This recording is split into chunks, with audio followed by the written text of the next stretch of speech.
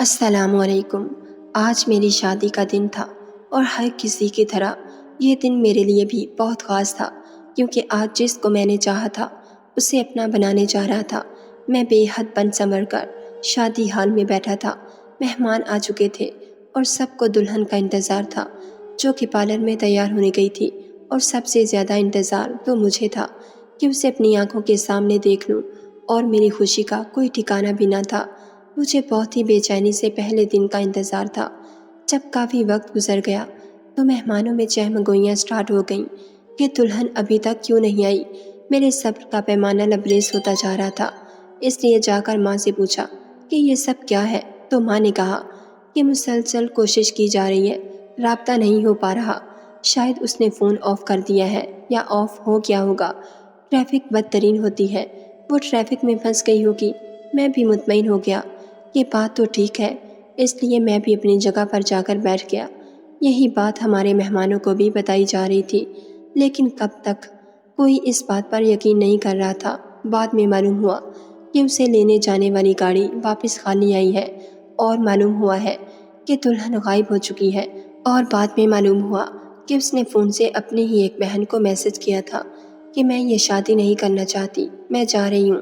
اسی وقت میں دلہن کا غائب ہو جانا دونوں خاندانوں کی بے عزتی سمجھی جاتی، اور میری کزن جو کہ یتیم تھی اور ابھی صرف 12 سال کی تھی، اسے تیار کر کے دلہن کی جگہ پر بٹھا دیا گیا۔ میں اس نکاح پر بالکل بھی تیار نہ تھا، لیکن وہاں پر موجود لوگوں کی زبان بند کرنے کے لیے اور اپنے خاندان کی عزت بچانے کے لیے، اور سب سے بڑھ کر ماں کی قسم دینے پر اس بچی سے نکاح پر تیار ہو گیا، اور میں نے بامشکل ہی اس موقع پر قبول ہے کہ الفاظ بولے، اور وہ ایک چھوٹی بچی تھی۔ وہ اتنا پروٹوکول ملنے میں خوش تھی، اور مجھے غصہ آ رہا تھا اس پر نہیں بلکہ اپنی ماں پر اور اپنی ممانی پر۔ وہ جانتی تھی کہ میں پورے 28 سال کا ہوں اور وہ صرف 12 سال کی۔ عمر میں اتنا زیادہ فرق ہے، اور وہ بالکل معصوم بچی ہے، اسے تو شادی کے تقاضے بھی نہیں معلوم، لیکن عزت بچانے کے لیے میں خاموش رہا، اور اس لیے میں سب کو ہی مسکرا کر ملنے لگا۔ بہت سے لوگوں نے اس پر باتیں بنائیں، لیکن نہ جانے میری ماں اور مامی نے کیا کہہ کر بعد میں اس نازک بدن لڑکی کو اسٹیج پر لا کر بٹھا دیا۔ اس کے بعد ماحول خوشگوار ہو گیا، اور دکھاوے کو مجھے بھی اپنی دلہن کے ساتھ بیٹھنا پڑا۔ اس کے ساتھ بیٹھنے پر مجھے عجیب سے خیالات آ رہے تھے، کیونکہ اگر اس کی جگہ پر میری دل نشین ہوتی جو بھاگ گئی ہے تو شاید کچھ اور ہی احساسات ہوتے، لیکن اس کے ساتھ بیٹھتے ہوئے مجھے شرمندگی محسوس ہو رہی تھی۔ میں تو جیسے اس کا باپ لگ رہا تھا، کیونکہ وہ ایک کم عمر لڑکی تھی، اور پھر اتنی تیار ہو کر وہ تو اور زیادہ معصوم لگ رہی تھی۔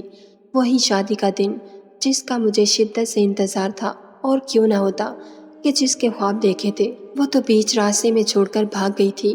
میرے ساتھ ایک چھوٹی سی معصوم لڑکی بیاہ دی گئی، جسے دنیا کو دکھاوے کے لیے مجھے اپنی بیوی کا نام دینا پڑا۔ میں بس چاہ رہا تھا کہ جلدی جلدی کھانا ختم ہو اور رخصتی کی رسم پوری ہو اور میں یہاں سے نکلوں۔ خدا خدا کر کے ٹائم ختم ہوا اور مہمان اپنے گھروں کو جانے لگے، اور پھر باقاعدہ روایتی قسم کی رسم و رواج کے بعد میری بیوی کو میری گاڑی میں بٹھا دیا گیا، اور میں خاموشی سے ڈرائیو کرتا رہا۔ گھر تک کا راستہ خاموشی سے کٹا، اور اس دوران میں یہی سوچتا رہا کہ اب مجھے کیا کرنا ہے، اور گھر پہنچنے تک میں اس فیصلے پر پہنچ چکا تھا کہ مجھے اس لڑکی کو آج کے آج ہی طلاق دے دینی ہے، کیونکہ یہ بچی ہے۔ اگر اس نے ایک رات بھی میرے ساتھ گزار لی تو آئندہ کے لیے اس کی زندگی پر دھبا لگ جائے گا۔ یہ کام آج ہی ہوگا تو بہتر ہے، مجھے تو کوئی اور بھی مل جائے گی، میں کسی اور سے شادی کر لوں گا، لیکن اس بچی کے ساتھ زندگی گزارنے کا تو میں سوچ بھی نہیں سکتا تھا۔ اس نتیجے پر پہنچنے کے بعد میں مطمئن ہو گیا، اور گھر داخل ہوتے ہی فوراً گاڑی سے نکلا۔ اس کو کس نے پکڑ کر لایا، کیسے لایا، مجھے کچھ پتہ نہیں۔ میں اپنے کمرے میں گیا اور شیروانی وغیرہ ہر چیز تبدیل کی اور گاڑی میں بیٹھ کر نکل گیا۔ ماں نے روکنے کی کوشش کی، لیکن میں اس سب سے ذہنی طور پر پریشان ہو چکا تھا کہ میں مزید وہاں تھوڑی دیر رکتا تو شاید میرا دماغ پھٹ جاتا، اس لیے میں نے گھر سے باہر جانا ہی مناسب سمجھا۔ تھوڑی دیر باہر ویسے ہی سڑکوں پر گاڑی چلاتا رہا اور اپنے دماغ کو ٹھنڈا کرنے کی کوشش کرتا رہا، اور تقریباً 2 گھنٹے گزرنے کے بعد میں جب گھر واپس آیا تو میری بیوی کو میرے کمرے میں پہنچا دیا گیا تھا، اور میری ماں باہر صحن میں بیٹھ کر ہی میرا انتظار کر رہی تھی۔ انہوں نے مجھے سمجھایا کہ جو ہونا تھا وہ ہو گیا، اب یہ تمہاری بیوی ہے، اچھے طریقے سے بات کرنا، اس میں اس بچی کا کوئی قصور نہیں، اس لیے اسے بتانا اور اس پر غصہ مت کرنا، ورنہ اور میں پکا ارادہ کر چکا تھا کہ نہ میں خاموشی سے سر جھکا سکتا تھا اور نہ ہی اس کے بعد کوئی بات ماننا چاہتا تھا۔ جب کہ میں کمرے میں گیا، میری بیوی تو روایتی طریقے سے گھونگھٹ نکال کر بیٹھی تھی، لیکن میرا کوئی ارادہ نہیں تھا کہ میں اس کا گھونگھٹ اٹھاؤں یا میں اس کی تعریف کروں۔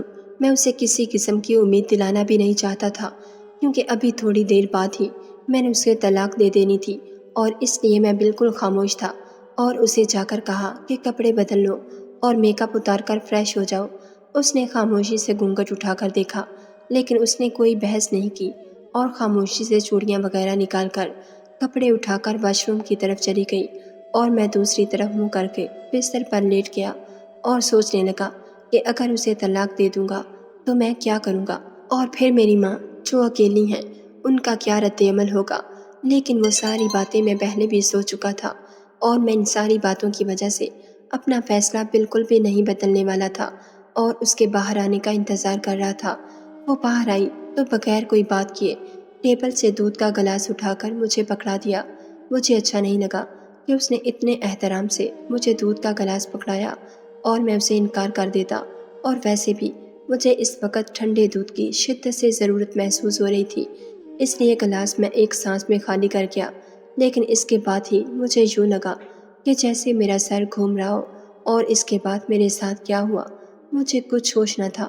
جب دوبارہ مجھے ہوش آیا تو میں اپنے بستر پر سو رہا تھا اور دن کے تقریباً 12 بج رہے تھے، کمرے میں کوئی بھی نہیں تھا۔ میں اٹھا تو مجھے یوں لگا کہ جیسے میرا سر ابھی بھی چکرا رہا ہو، اس لیے تھوڑی دیر ایسے ہی لیٹے رہنے کے بعد کسی حد تک میری طبیعت ٹھیک ہوئی۔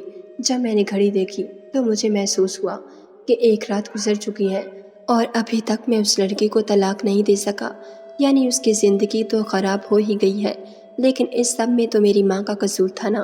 اس لیے میں اٹھ کر باہر آیا تو وہ باہر ہی تھی، اور میری بیوی کا نام بھی مجھے نکاح کے وقت پتہ چلا کہ اس کا نام سارہ ہے، ورنہ میں تو ہمیشہ سے اسے گڑیا ہی کہتا تھا۔ وہ میری ماں کے پاس بیٹھی ہوئی تھی۔ جب باہر گیا تو اس نے فوراً مجھے سلام کیا۔ ماں نے مجھے پاس بٹھا کر پیار کیا کہ تم نے میری بات کی لاج رکھ لی، میں تم سے بہت خوش ہوں۔ مجھے تو دودھ پینے کے بعد کچھ ہوش نہ تھا کہ کیا ہوا ہے، بس حیران نظروں سے دیکھ رہا تھا۔ تو ماں نے کہا کیوں ناراض ہو رہے ہو، یہ میری بھتیجی ہے اور بالکل بچی ہے، اس نے مجھے ایک بات بتائی ہے کہ تم نے اس کا اتنا خیال رکھا اور کتنے پیار سے اس کے ساتھ پیش آئے، مجھے تم سے یہی امید تھی۔ میں اب تم لوگوں کے لیے ناشتہ لگاتی ہوں۔ ماں کے جانے کے بعد میں نے اس سے پوچھا کہ یہ سب کیا ہے، میں تو اس کے بعد کچھ یاد نہیں، اور تم نے ماں کو سب کچھ کیوں کہا، اور دودھ میں کیا تھا وہ تو مجھے پتا نہیں اس دودھ میں کیا تھا، لیکن دودھ پینے کے بعد آپ بیٹھے بیٹھے سو رہے تھے، اس لیے میں نے بڑی مشکل سے آپ کو سیدھا کر کے لٹا دیا، اور صبح ہی میں نے آپ کو اٹھانے کی بہت کوشش کی، لیکن آپ اٹھے ہی نہیں، اس لیے میں خود ہی باہر آ گئی تھی، اور انہوں نے جب پوچھا تو میں ان کو کیا بتاتی، ساری رات سوئے رہے، اس لیے میں نے کہا آپ بہت اچھے ہیں، اور ویسے بھی آپ تو بہت اچھے ہیں۔ آپ نے تو مجھے بالکل کچھ نہ کہا، میں تو بیٹھی ہوئی تھی، آپ نے فوراً کہا کہ کپڑے چینج کر لو، میں نے آپ کو دودھ کا گلاس پکڑایا تھا، آپ نے شکریہ کے ساتھ وہ بھی لے لیا، اب اس سے زیادہ اچھا آپ میرے لیے کیا کر سکتے تھے۔ میرے دماغ میں فوراً بات آئی کہ یہ تو بچی ہے، اس کے لیے تو یہی سب کچھ اہم ہے کہ جو اس سے پیار سے بات کر لے وہی بہت اچھا ہے۔ اب پتہ نہیں زندگی کون سا راستہ دکھائے گی۔ میں نے اس وقت تو اسے کچھ نہ کہا، کیونکہ اس دن شام کو ہمارا ولیمہ تھا، اس لیے یا تو میں اس بچی کو رات کو ہی طلاق دے دیتا تو الگ بات تھی، لیکن اب اسے طلاق نہیں دے سکتا تھا، اس لیے میں خاموش ہو گیا تاکہ یہ ولیمے کی تقریب گزر جائے تو میں پھر ماں سے بات کروں گا۔ شام میں بھی وہی روٹین تھی۔ میری بیوی کو دیکھ کر بہت سے لوگ باتیں کر رہے تھے، تو کچھ سوال کر رہے تھے، تو کچھ طنز کر رہے تھے، اور کچھ میرے فیصلے کو کوس رہے تھے۔ بس خدا خدا کر کے یہ چند گھنٹے گزرے اور میری جان چھوٹی، اور اس کے بعد رسم کے مطابق میری بیوی کو اپنی ماں کے گھر جانا تھا، اور میں اس بات سے بہت خوش تھا کہ وہ اپنی ماں کے گھر جائے، اور پھر اس کے بعد میں واپس لے کر آنے والا نہیں تھا۔ میں نے اسے طلاق دینی تھی۔ وہ اپنی ماں کے ساتھ اپنے گھر چلی گئی اور میں واپس اپنے گھر آ گیا۔ رات بہت ہو چکی تھی اور میں بہت تھکا ہوا تھا، اس لیے بستر پر لیٹ گیا، لیکن سجا ہوا کمرہ مجھے بہت کچھ یاد دلا رہا تھا، کیونکہ پچھلی رات تو میں نے کمرے کی خوبصورتی کو نوٹ ہی نہیں کیا تھا، کیونکہ مجھے تو کچھ ہوش ہی نہ تھا۔ لیکن مجھے آج ماضی یاد آ رہا تھا کہ جب باپ کے مرنے کے بعد میں نے اپنی تعلیم کا خرچہ خود اٹھانا شروع کیا تھا اور ہمارے حالات بہت خراب تھے، لیکن تب ان حالات میں مجھے میری دوست ملی تھی جو ہر حال میں میرا ساتھ دیتی تھی، اور اکثر ہی وہ مجھے اپنی جیب خرچ میں سے جو ہو سکے دے دیا کرتی تھی۔ اور وہ دوست کوئی اور نہیں، میرے چاچو کی بیٹی تھی۔ اور جب میں کالج میں تھا تب بڑی بہن کی شادی ہو گئی تھی اور چھوٹی بہن میرے ساتھ ہی پڑھتی تھی۔ کافی امیر لوگ تھے، ان کا اپنا بزنس تھا، اس لیے وہ اکثر چپ کر کے میری مدد کرتی رہتی۔ ہم دونوں ساتھ ساتھ ہی پڑھے، اور کب دوستی پیار میں بدل گئی کبھی پتہ ہی نہ چلا۔ لیکن جب یونیورسٹی ختم کرنے کے بعد اپنی زندگی میں قدم رکھا تو چاچو کینسر کے مریض بن چکے تھے، اور چاچو کی بیوی تو پہلے ہی فوت ہو چکی تھی۔ بڑی بیٹی تو اپنے شوہر کے ساتھ ملک سے باہر ہوتی تھی، اس لیے میری دوست تھی جو چاچو کو بھی سنبھال رہی تھی اور بزنس کو بھی۔ اور جب میرے اوپر مشکل حالات تھے تو اس نے میرا ساتھ دیا تھا، اور آج ان پر مشکل حالات تھے، اس لیے میں نے نوکری کرنے کے ساتھ ساتھ ان کو بھی مکمل طور پر سنبھالا اور ایک بیٹا ہونے کا پورا فرض ادا کیا۔ اور چاچو مرنے سے پہلے میرا اور میری کزن کا رشتہ طے کر گئے تھے۔ وہ بھی معصوم تھی، لیکن مجھے اس کے بزنس میں ان کے پیسے سے کچھ لینا دینا نہیں تھا۔ میں تو اسے دل سے ہی پسند کرنے لگا تھا۔ اسے شادی میرا بہت بڑا خواب تھا، اور کبھی مجھے نہیں لگتا کہ وہ مجھے پسند نہیں کرتی یا مجھ سے شادی نہیں کرنا چاہتی۔ مجھے تو ہمیشہ سے لگتا تھا کہ میں اسے پیار کرتا ہوں، وہ بھی شاید مجھ سے اتنا ہی پیار کرتی ہے، تو پھر وہ میری ہم مزاج ہے۔ میری ہر ایک بات کا اسے پتہ ہوتا تھا، ہر خوشی میں میرے ساتھ کھڑی ہوتی تھی، میری پسند ناپسند سب اسے معلوم ہوتی تھی۔ کب کس بات پر موڈ بگڑ جاتا یہ بات اسے مجھ سے پہلے معلوم ہوا کرتی تھی۔ تو پھر ایسی لڑکی آخر شادی کے دن کیسے بھاگ سکتی ہے؟ لیکن جب میں نے اس کے گزشتہ کچھ ماہ کے رویے پر غور کیا تو مجھے لگا کہ وہ کچھ ماہ میں بہت بدل گئی تھی۔ ہر وقت ڈپریشن کا شکار رہتی تھی، اگر میں کوئی بات کرتا تو مختصر سا جواب دیتی تھی، اور جب شادی کی بات چل رہی تھی تو اس نے ایک دفعہ بھی کسی چیز میں اپنا جوش یا اپنا کسی قسم کا انٹرسٹ نہیں دکھایا تھا۔ میں نے جس چیز پر ہاتھ رکھا اس نے خرید لی۔ شادی کے جوڑے کے لیے بھی وہ خود نہیں گئی تھی، بلکہ جو میں پسند کر کے لایا اسی کو اس نے پسند کر لیا تھا۔ اور پھر میری سوچ اپنی موجودہ بیوی کی طرف پلٹ گئی۔ یہ تو بچی تھی، اس کو میں نے گود میں کھلایا تھا، اور اسے اپنی چھوٹی بہنوں کی طرح گڑیا ہی کہا کرتا تھا، کیونکہ میری ممانی بہت نیک پرہیزگار تھی۔ ان کا ہمارے گھر میں بہت آنا جانا تھا، اور ماموں کے وفات کے بعد ان کی جگہ ممانی کو نوکری مل گئی تھی، اس لیے کبھی آفس سے لیٹ ہوتی تو سارا ہمارے گھر ہی آتی تھی۔ اور رہی مجھ سے شادی کی بات، تو مجھے یقین تھا یقیناً اسے بھی میری طرح مجبور کیا گیا ہوگا، اور وہ معصوم بچی تھی، اسے تو یہ بھی معلوم نہ ہوگا کہ اس کے ساتھ ہو کیا گیا ہے۔ اس کی پوری زندگی جو ہے وہ خراب ہو گئی ہے۔ پھر خیال آیا کہ کل رات تو وہ دلہن بنی تھی، خود تو دودھ ڈال کر نہیں لے کر آئی ہوگی، تو وہ دودھ کون لے کر آیا تھا جس کے بعد میں بے ہوش ہو گیا تھا؟ نیند کی دوا دینے کا کیا مقصد تھا مجھے معلوم نہ ہوا۔ کچھ دن بھر کی جسمانی اور ذہنی تھکاوٹ نے مجھے جلد ہی سونے پر مجبور کر دیا۔ صبح جب میں اٹھا تو ناشتے کے بعد ماں نے کہا کہ آج تمہیں سسرال جانا ہے، رسم کے مطابق اپنی دلہن کو لے کر آنا ہے۔ لیکن میں نے صاف لفظوں میں یہ کہہ دیا کہ مجھے اس بچی سے شادی نہیں قائم رکھنی، اور میں اسے طلاق دینا چاہتا ہوں، کیونکہ آپ بھی جانتی ہیں کہ وہ مجھ سے کتنی چھوٹی ہے، اور وہ بھی پڑھ رہی ہے، اس کے سامنے پوری زندگی پڑی ہوئی ہے، اور آپ لوگوں نے مجھ سے اس کی شادی کروا کر اس کے ہاتھ پاؤں باندھ دیے ہیں، جبکہ آپ لوگ اچھی طرح جانتے ہیں کہ میں اپنی کزن کو پسند کرتا تھا۔ اگر وہ مجھے چھوڑ کر چلی گئی ہے تو میں اس زندگی میں اس کے علاوہ کسی لڑکی کی جگہ نہیں ہے، اور یہ تو بچی ہے، اور اس بچی کے لیے میری زندگی میں جگہ کہاں سے آئی؟ میں اس کے ساتھ چلتا ہوا تو اس کا باپ ہی لگوں گا۔ لیکن ماں نے مجھے قسم دی کہ تم اسے طلاق نہیں دو گے، جیسے بھی ہے اب تم اس شادی کو نبھاؤ گے۔ مجھے اس گھر سے لے کر آنا پڑا، لیکن میں اس کے ساتھ برتاؤ بچوں کی طرح ہی کرتا تھا۔ وہ واپس اپنے اسکول جانا شروع ہو گئی تھی، اور میں نے اس سے کسی قسم کا کوئی تعلق نہ رکھا تھا۔ میرا اور اس کا تعلق اچھے دوستوں کی طرح ہی تھا۔ میری شادی کو 1 مہینہ ہوا تھا کہ مجھے اڑتی اڑتی خبر ملی کہ میری جو سابقہ منگیتر ہے وہ غائب ہے، کیونکہ وہ اپنے آفس بھی نہیں جا رہی تھی، اور اس بات نے مجھے چونکا دیا کہ کہیں اس کے ساتھ کچھ غلط تو نہیں ہو گیا، کیونکہ کچھ بھی تھا وہ اپنے بزنس کو لے کر بہت زیادہ سیریس تھی اور اس کی بہن بھی واپس جا چکی تھی۔ اس لیے میں نے اس کے بارے میں معلومات حاصل کرنا شروع کر دی کہ اگر وہ میری بیوی نہیں تھی تو کم از کم دوست تو تھی، میرے چچا کی بیٹی تھی۔ مجھے معلوم ہونا چاہیے تھا کہ اس نے اس شادی سے انکار کیا ہی کیوں، اور وہ بھی اس طرح عین شادی والے دن۔ وہ اگر مجھ سے شادی نہیں کرنا چاہتی تھی تو پہلے بھی بتا سکتی تھی۔ اس لیے میں اس کے آفس گیا تو معلوم ہوا کہ وہ حقیقتاً آفس سے نہیں آ رہی اور کسی کو کچھ پتہ نہیں کہ وہ کہاں ہے۔ یہ تو اچھا ہے کہ جو وہاں کا مینیجر تھا اس کے باپ کا دوست تھا اور اس نے سارا کچھ بڑے اچھے سے سنبھالا ہوا تھا۔ جب ان کے گھر کے پرانے ملازمین سے پتہ کیا تو معلوم ہوا کہ میری کزن شادی والے دن گھر سے پارلر کے لیے ہی نکلی تھی اور اس کے بعد آج تک واپس نہیں آئی، اور اس سے یہ بات بالکل واضح ہو گئی کہ میری کزن کسی مصیبت میں ہے اور وہ شادی سے بالکل نہیں بھاگی۔ مجھے خود پر افسوس ہونے لگا کہ میں اسے اچھی طرح جانتا تھا تو مجھے یہ بات پہلے معلوم کر لینا چاہیے تھی، لیکن ابھی کچھ نہیں بگڑا تھا۔ اس لیے میں نے اپنے ایک دوست جو ہم دونوں کا مشترکہ دوست تھا اور اب CSS کر کے پولیس جوائن کر چکا تھا، اس سے مدد حاصل کرنے کا فیصلہ کیا۔ میں نے جب اسے ساری بات بتائی تو اس نے مجھے پہلے برا بھلا کہا کہ تمہیں یہ بات پہلے مجھے بتانی چاہیے تھی، 1 مہینے سے وہ کس مصیبت میں ہوگی، لیکن فوراً ہی تلاش کا کام شروع کر دیا۔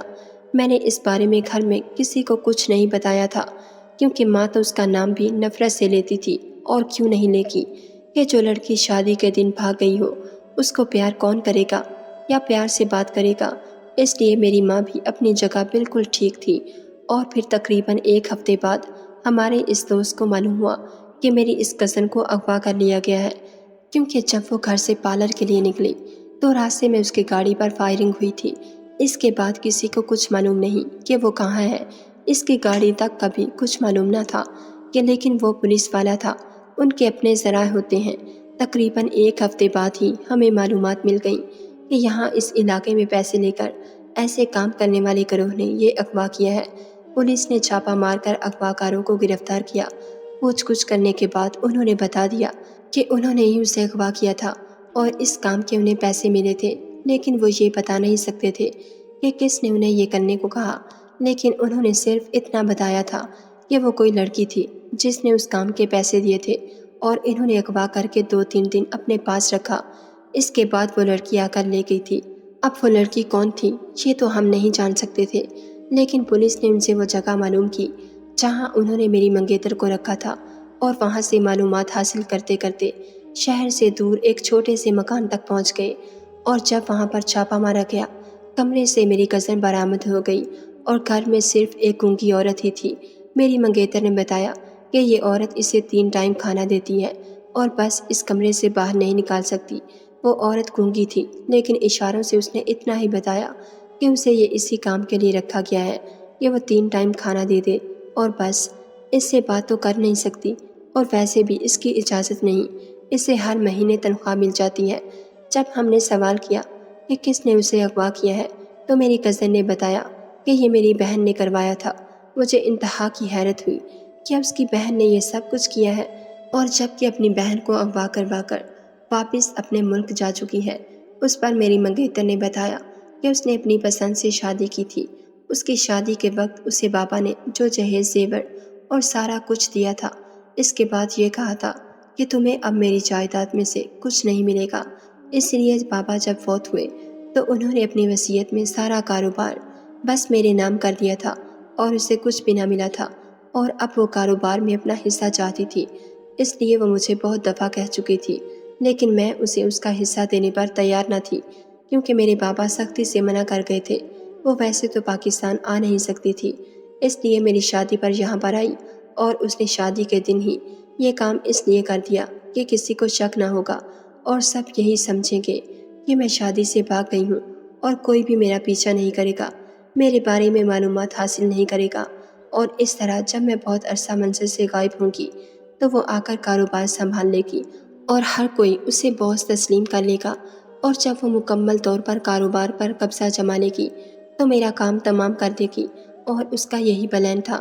لیکن خوشی کی بات یہ تھی کہ میری کزن صحیح سلامت بازیاب ہو چکی تھی، اور میرے دماغ میں ایک ہی الجھن رہ گئی تھی کہ اس دن میری شادی والے دن میرے دودھ میں کس نے دوا ملائی تھی اور اس کا کیا مقصد تھا۔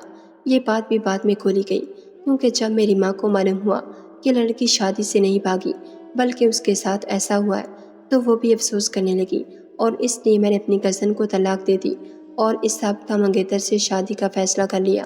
اور شادی پر ہی اس کی ایک دوست آئی تو اس نے بتایا کہ شادی والے دن آپ کے کمرے میں جو دودھ رکھا گیا تھا اس میں نیند کی دوا میں نے ملائی تھی، تاکہ آپ اپنی دوسری بیوی کا کارنامہ سمجھیں اور اس کے ساتھ کوئی تعلقات قائم نہ کر سکیں، کیونکہ مجھے معلوم تھا کہ میری دوست ایسے نہیں ہیں، وہ آپ سے بہت پیار کرتی ہے اور یہ تو کبھی بھی شادی والے دن بھاگ نہیں سکتی۔